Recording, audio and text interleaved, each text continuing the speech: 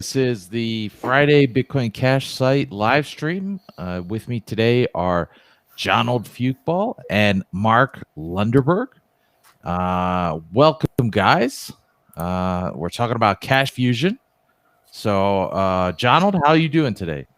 Welcome, welcome. Yeah, I'm doing excellent. Thanks for having me. All right, my pleasure. Mark, how are things going for you? Good. Yeah, everything's great. Outstanding. So, Cash Fusion, it's privacy on Bitcoin Cash, but Jonald, can you go a little deeper into what is Cash Fusion, especially for the newbies out in the audience who aren't really deep into all the tech stuff? Sure. So, Cash Fusion is an implementation of something called CoinJoin. So, CoinJoin is something that existed, for a long time, almost since the beginning of Bitcoin. People have been kind of writing about it, and basically, what it is you're just combining your coins with other people. So every Bitcoin transaction has inputs and outputs. So for a normal transaction, all the inputs would be from your own wallet. And in a CoinJoin transaction, you're kind of sharing that with others. So lots of people put their inputs together, and then the outputs go in a way that so no one kind of loses money. And Cash Fusion is kind of like it's just one implementation of CoinJoin, but it's kind of the best one that has been created so far. For some reasons, maybe Mark can go into, but yeah. So it's basically just a way to combine your transactions with other people. So when someone else is looking at the blockchain trying to do some analysis, it's kind of hard to see like where the money is going or who owns which inputs or outputs. Mm-hmm. So is that basically like the mixers that popped up in the early days of Bitcoin, or is that different? Well, it's different than coin mixers, because usually with the coin mixers, those mixers are like a third party service. So you just send your money to them and hope they send you back some coins. So CoinJoin stuff is a lot better because it's like a trustless protocol. So it doesn't you're not trusting some third party with your coins or your privacy. I see. So with those service, yes. Go ahead. Oh no, I'm sorry. Go ahead. I was just going to say with those services, you're not only trusting that they're not going to steal your money, but you're also trusting that they're not going to sell your information to someone. So, Mark, how's this trustlessness? How does this happen, right? Because like I have to do this, I have to send my coins somewhere, and so like where do they go? How do they get mixed without there being any central party that presents a risk? Yeah, so it's sort of like what Jonald described, but I'll just go a little bit more in depth there. So every Bitcoin transaction can have multiple inputs and outputs. Okay, you can have one with one input and one output, and those are actually quite common, but you can have hundreds of inputs and hundreds of outputs. And what that means is, so if you want to make a transaction with somebody else where you have some of your coins and some of their coins, you'll have to first agree to what are the list of outputs that are going to be in the transaction. So basically, you just make sure that when you put in your coins, you make sure you're getting out the same amount of money, minus a small amount for the fees, for the transaction fees. And the way Bitcoin works, the network won't accept that transaction until every single input has been signed off on by its owner. So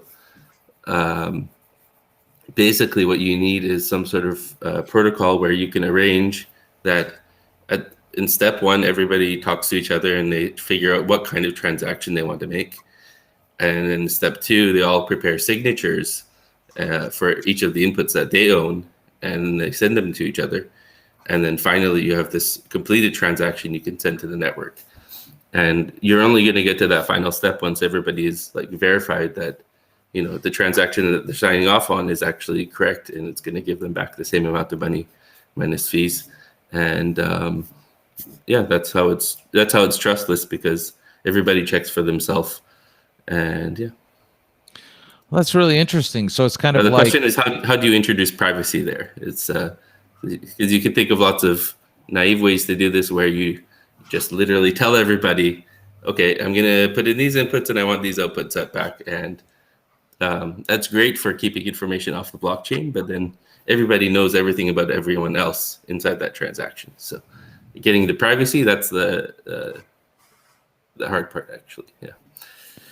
I see. So basically, it's kind of like you sit down at a table with a bunch of other people, and you all agree ahead of time to a contract, essentially, that, you know, I'm going to put in this amount, you're going to put in that amount, and then I'm going to get out, you know, amounts that are similar to that minus the fees. Mm-hmm. And then only when everybody's completely in agreement, bam, do you send the transaction. And it just, okay. Yeah. So where does the privacy come from? Yeah. So this is actually,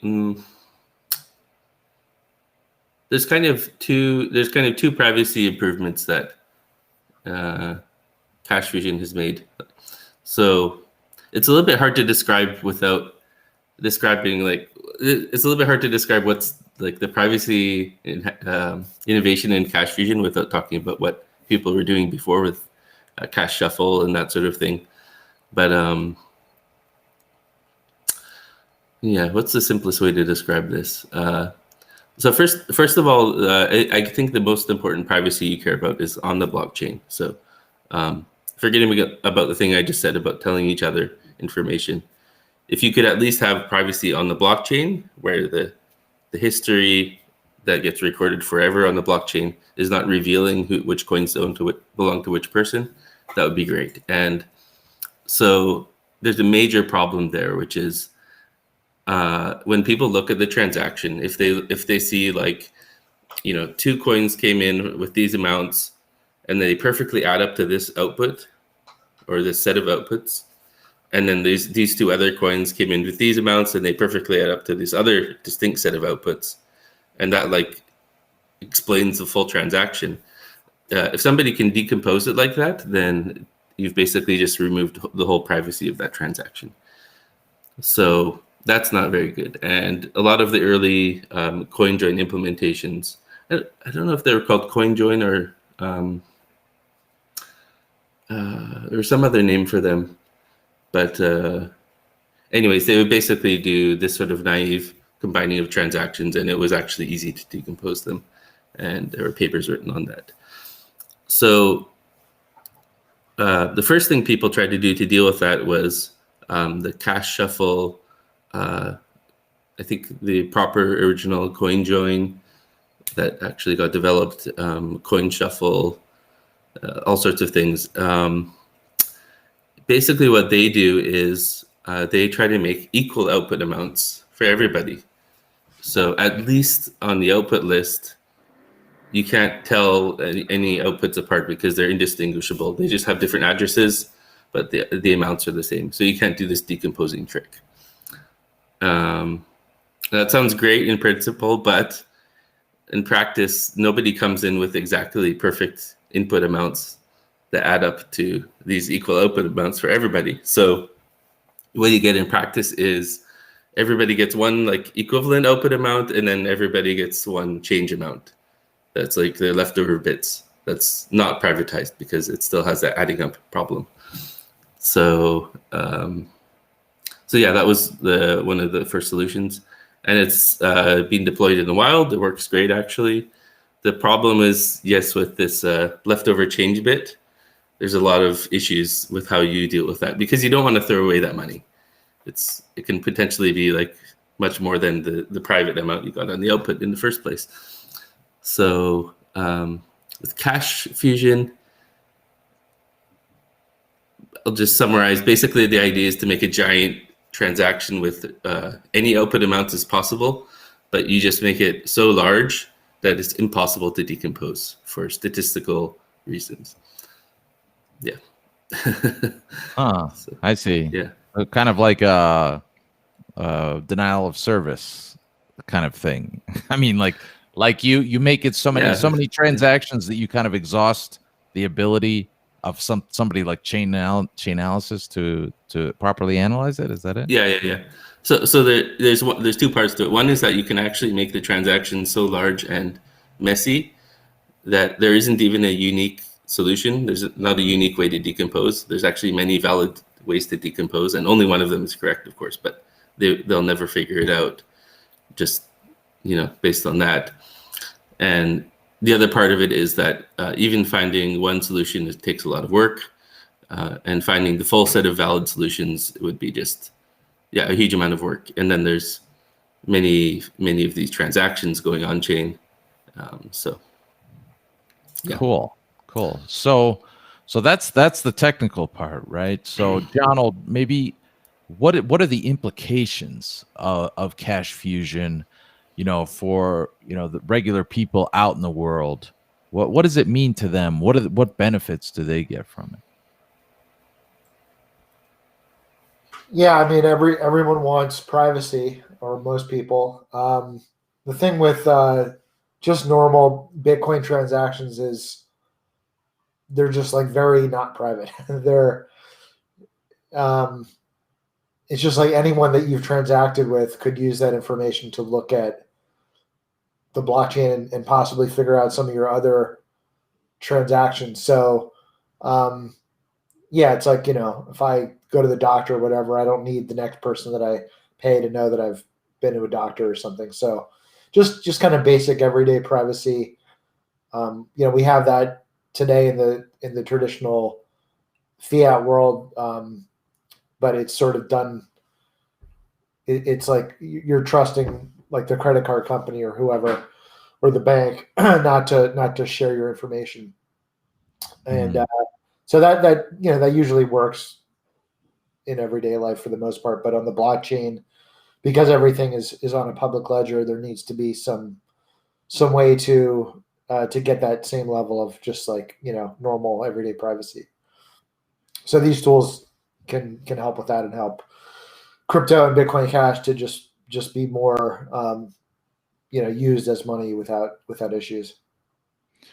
Right, and Bitcoin Cash itself is what you could call a transparent ledger, right? I mean, compared to, for example, Monero, which is opaque.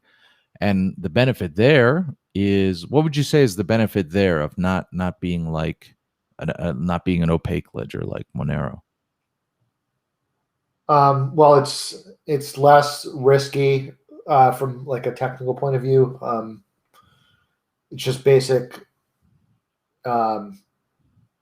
like arithmetic as far as making sure there's no hidden inflation bugs.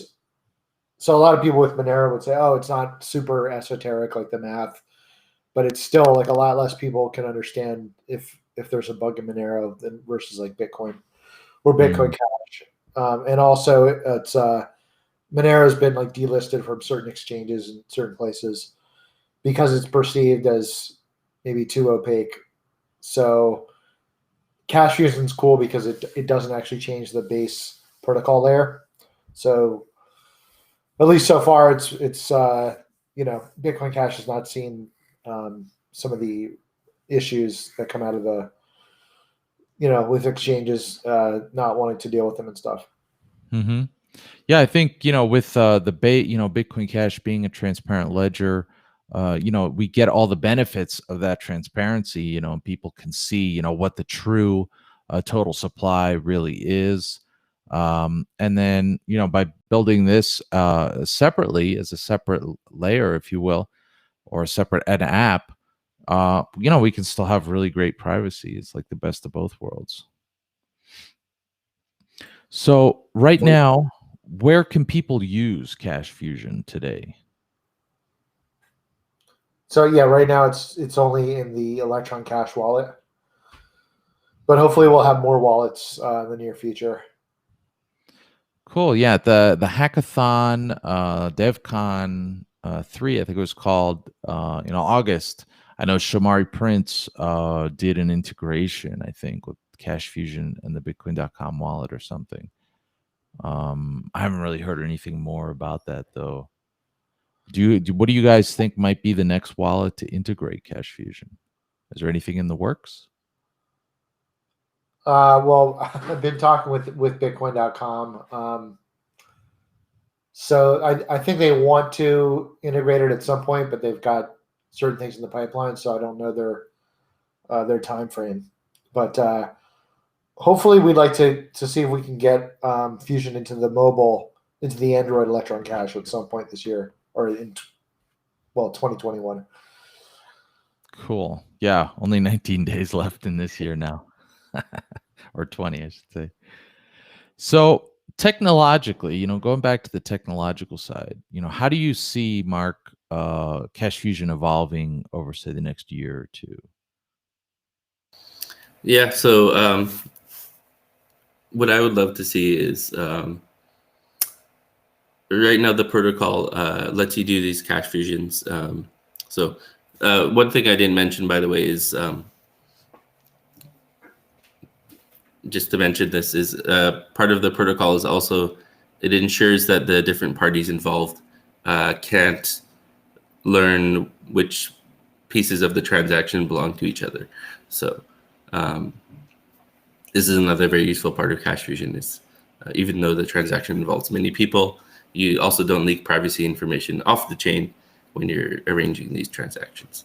But anyways, so yeah, over the next year. So right now it's kind of bare bones. So we have this protocol.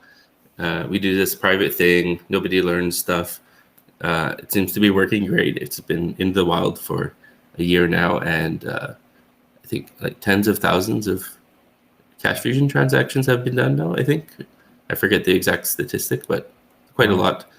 So what I'm excited to do is to look at, now we have this database of Cash Fusion transactions, and I want to, kind of try to attack it myself just to make sure there aren't actually any privacy leaks in there, because you can't just be focused on one Cash Fusion transaction in itself and say, okay, this transaction all by itself is very private, like nobody can figure out all these output amounts, it's too messy.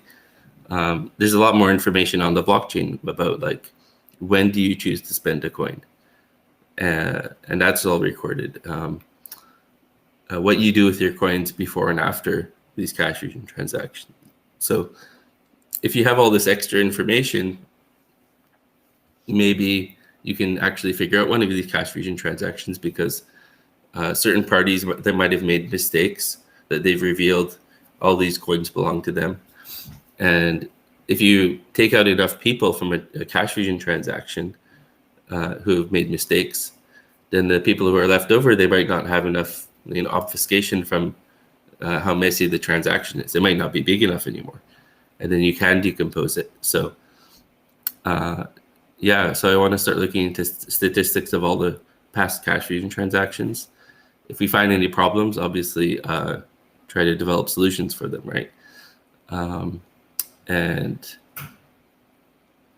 I think what we're probably going to see is larger Cash Fusion transactions. So we're going to shoot for a larger number of participants in each one. That's just going to boost the the privacy level exponentially.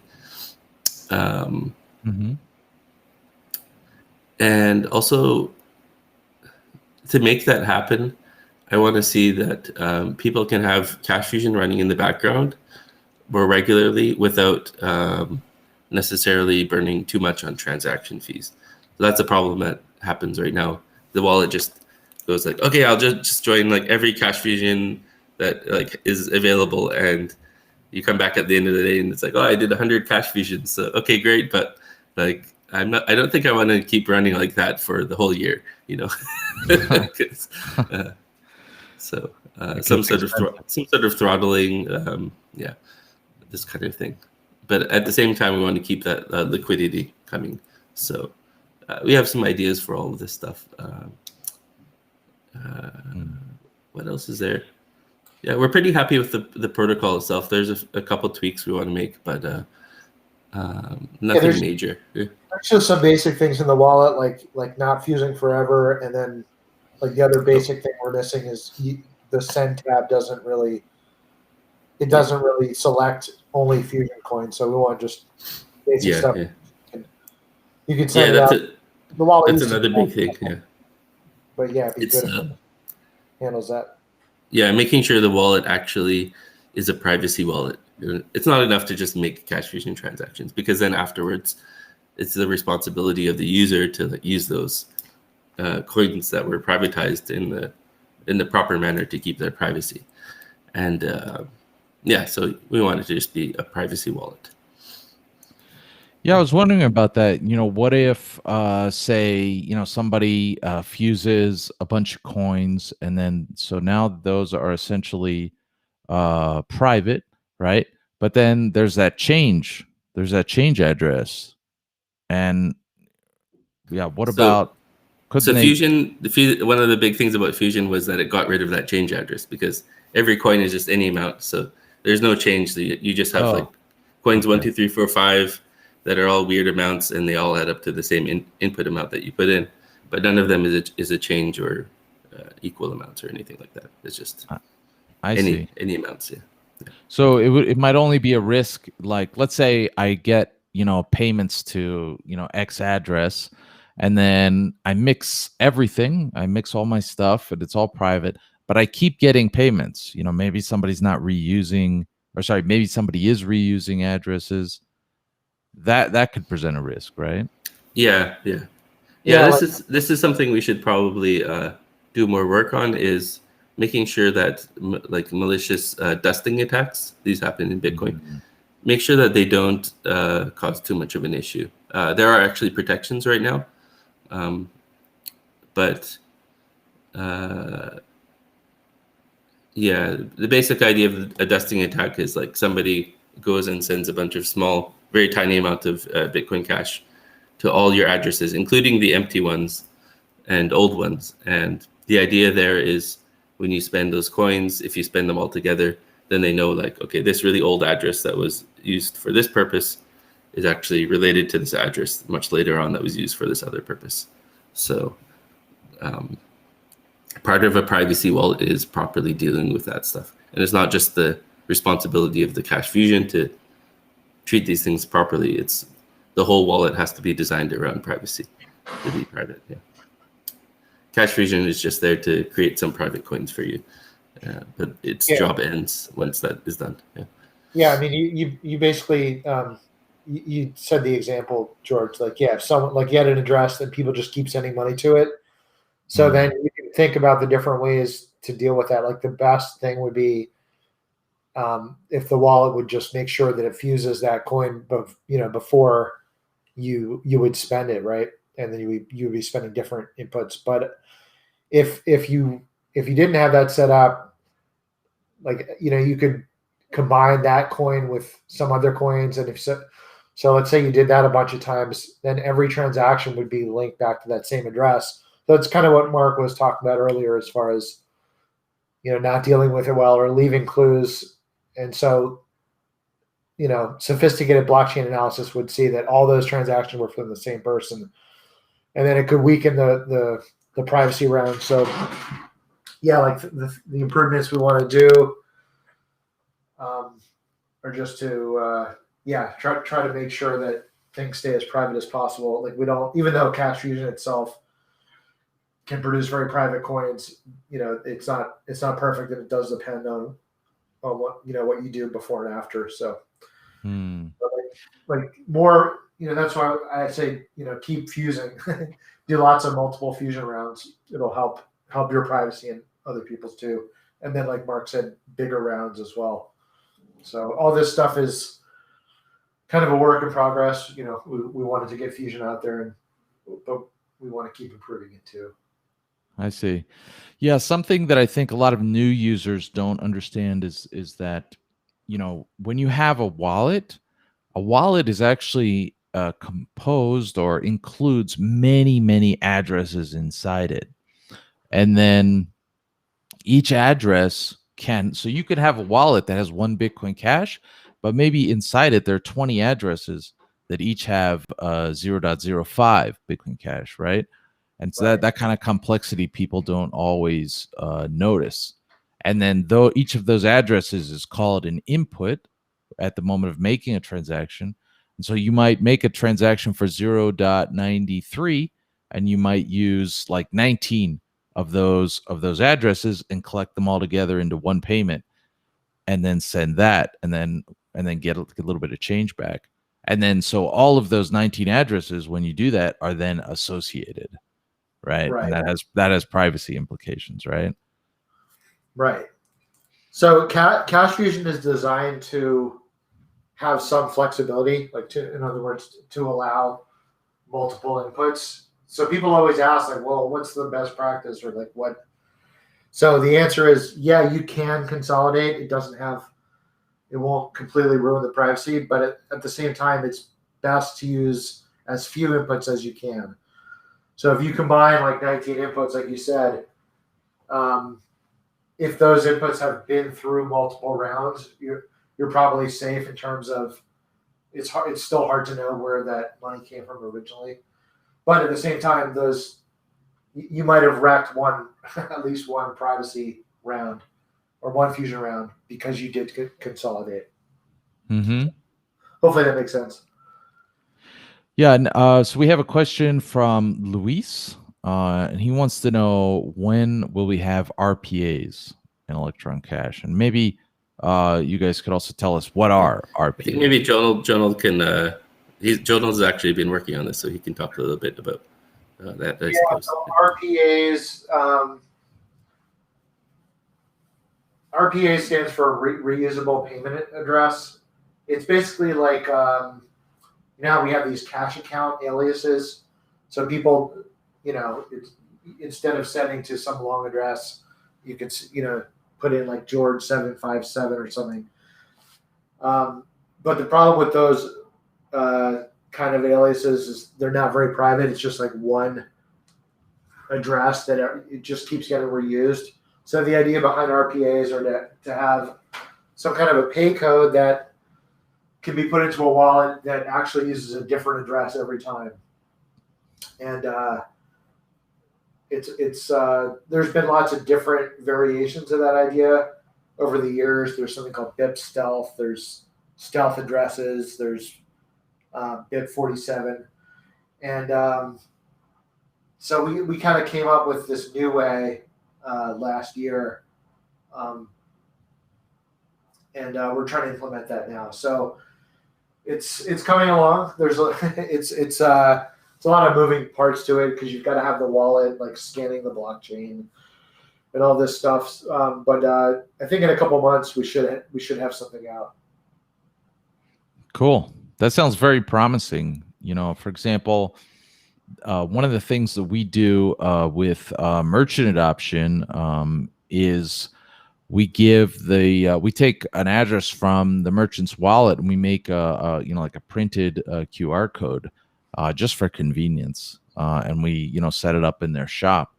But that has privacy implications too, because anybody can come in, scan that, and see the payment history, right? Yep. Not cool. But if we could put up an RPA, then that would really probably almost never have to change. But if all of the addresses were constantly circulating underneath it, is that feasible? Is that something that could happen? Yeah, that's a perfect application. Yeah. Yeah. That's one of the main use cases, like a donation address that stays private. That's excellent. All right. Well, it's a very interesting use case. I have to say, like, I haven't really been thinking about that kind of thing, but that's. I'm curious, why would you do that, actually, George? So, why would you just put up a static address rather than getting them to install, like, a cash register app or something on their phone for their convenience, to make it simple for them, to make it simple for people to pay, so that the QR is always there. Because in a lot of these cases, these merchants, they already have like a point of sale thing, or they already have a cash register, And so we're like, hey, install the wallet. And then the owner does that. And then the owner leaves the store for a few hours. And then somebody comes to pay and they're like, oh, sorry, the owner's not here. You can't pay with Bitcoin Cash. And then so we install a specific Bitcoin Cash point of sale, like Bitcoin Cash register. But then that's an app on a device that might have 100 apps, 8-10 screens full of apps. And so for people to find that, if there's no dedicated device just for that, that can be a problem too. Whereas, if it's just a question of scanning a code that's there on the wall, and then, they can just like WhatsApp with the owner if he's not there. Did you get it? Yeah, I got it. Okay. That's actually a smoother flow in some circumstances. Interesting. Yeah. That's sounds like a good use case for the RPAs. Yeah. Cool. So we also have a question from Omar. All right. Yeah, this is kind of a long question, so I'm gonna. Yeah. Well, I can. You don't have to read out the question. It's actually kind of a follow up to the dust I talked about earlier. Yeah. So we actually have been having on Bitcoin Cash right now, and actually for the past, I think it's almost for the entire past year, somebody has been sending out these transactions to all kinds of addresses, and Cash Fusion makes many addresses, like many new addresses for every time you do it. So Cash Fusion users get a lot of these dust transactions. And I don't think they are malicious dust in the way I described earlier, where you link old addresses and new addresses together. What they are is they're spamming currently used addresses with money on them, mainly. Sometimes they're a little bit late and they end up on empty addresses. And they have some spam message attached to them on the top of the transaction. So you can attach a little message to a transaction, and if people happen to open it up, they'll see whatever you wanted to tell them when you sent them money, when you send them this tiny amount of money. So it's literally spam in the sense of like advertising something. Yeah. I got a whole ton of those, and I actually read those messages, and I couldn't even figure out what they wanted. Yeah, it's not very well written, but yeah, they've been quite persistent about keeping this going for the whole year.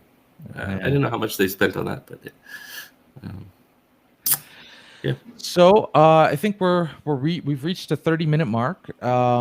Is there any final thoughts that you guys would like to add? One thing is it's Bitcoin Cash doesn't get a lot of press coverage in the crypto space, so I feel like Cash Fusion is not even known. It's like this really powerful privacy tool, and most of unless you're following Bitcoin Cash, you wouldn't know that Bitcoin Cash is kind of a privacy coin, or it has that feature. So yeah, we should get the word out. Yeah. Maybe one interesting thing to add is Cash Fusion is it's not using any special feature of Bitcoin Cash, actually. So many blockchains support large transactions that have many inputs and outputs, and that's like the only feature that you use basically in Cash Fusion. So it could be adopted on Bitcoin, for example. The problem is there are fees, and the Cash Fusion transactions are quite large, like 10 kilobytes. And I don't know if you've looked at the price of sending 10 kilobyte transaction on Bitcoin Core. That's like 50 times regular transaction size, right? So 50 times the regular per transaction average fee that you see listed on various sites.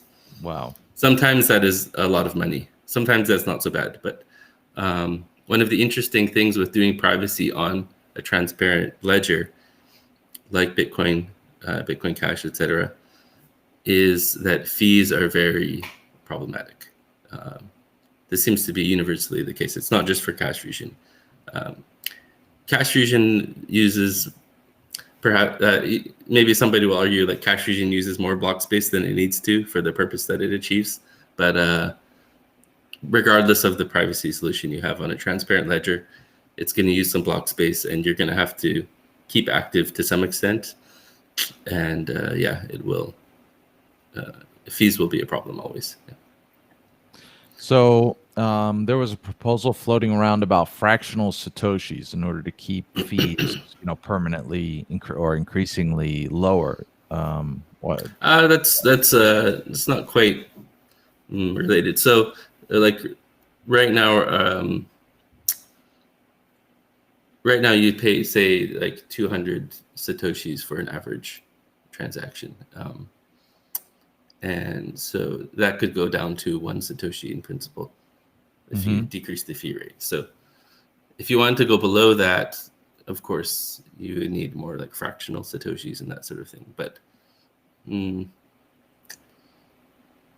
think that's like it's kind of a long way off, that we would actually need to do that. Yeah.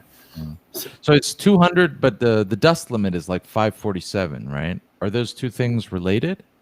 Or are they they are actually related, kind of. I mean, they're set independently, but the reason the dust limit is that value has to do with what is the average fee expected to be needed to spend a coin that you receive.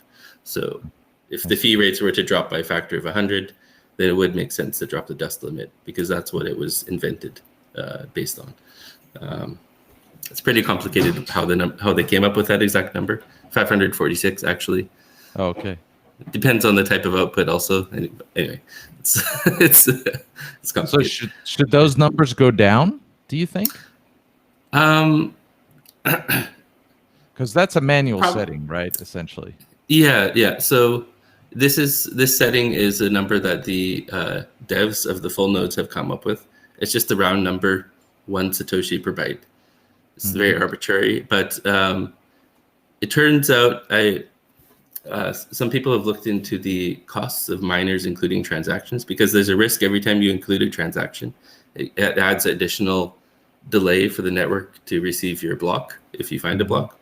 So it's called an orphaning risk. And so if you include very cheap transactions, they might not actually pay for this orphaning risk that they cause.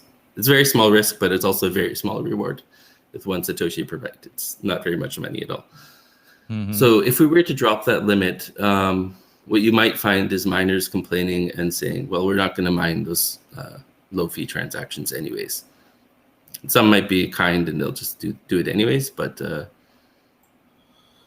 there's an interesting question to ask on how, if we did want to lower that, when would be the appropriate time, and how would we arrange that? Because it's a good idea for all the nodes to be sort of in agreement that they don't see different unconfirmed transactions. Some are rejecting and some are taking. That's not a nice situation to be in. So I wonder, is there an opportunity for a mining pool or some other entity that relays or processes transactions somehow, that could be kind of an intermediary at some point? Let's say in a year or two, Cash Fusion is really big, and the transaction fees on all the rounds starts to become an issue. Could there be like some kind of service offer that would kind of like wholesale this? Is that a crazy idea, or is there any merit there? No, I don't think it helps. So basically, miners want you to actually broadcast your transaction normally to the whole network, because what that means is when they find a block, then everybody knows that transaction already, so they don't have to they can just send a smaller amount of information. They can just say, oh yeah, I included that transaction that you've already seen. There's various technologies called like compact blocks and things like this to make that happen. So the miners actually do want you to do the normal thing, and if they have to like privately mine a transaction, it's kind of risky for them and inconvenient also. I see. Okay. So yeah, the question on how to like reduce fees, reduce dust limit, and that sort of thing, it's kind of up to the developers. Like it's a setting in the full node software, but there hasn't been really that much demand for it, because I think the transactions are just quite cheap right now in general.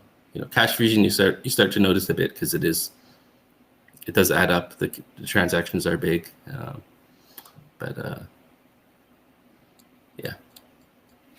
Okay, cool. Jonald, do you want to get in any final words or thoughts? No, we covered some good stuff. All right. Well, thanks, guys. Mark Lunderberg, Jonald Fuchball. We're talking about Cash Fusion, privacy on Bitcoin Cash. Thank you so much for being with us today. And I know you can find Mark on Twitter. And Jonald, where's the best place for people to find you?